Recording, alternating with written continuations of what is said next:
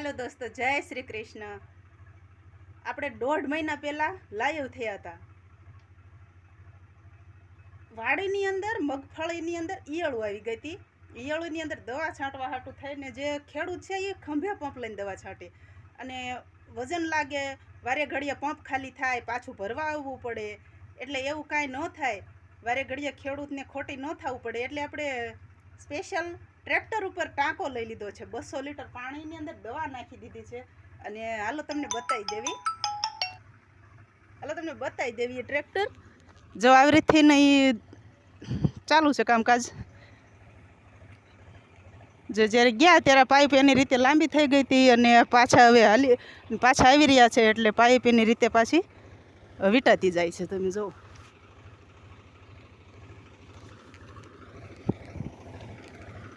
જો આવી રીતથી દવા આખી વાડીમાં છટાઈ જાય, વારે ઘડીએ કોઈને ખંભે વજન ન લાગે।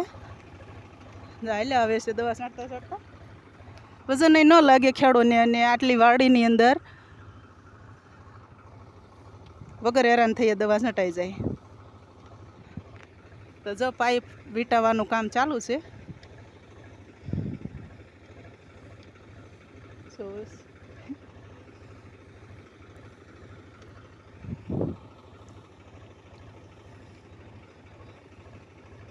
એટલે જો તમે આવી રીતથી દવા છાંટો તો કાળજી રાખવી, કારણ કે આમાં પવન હોય તો દવા લાગી પણ શકે છે માણસને પણ।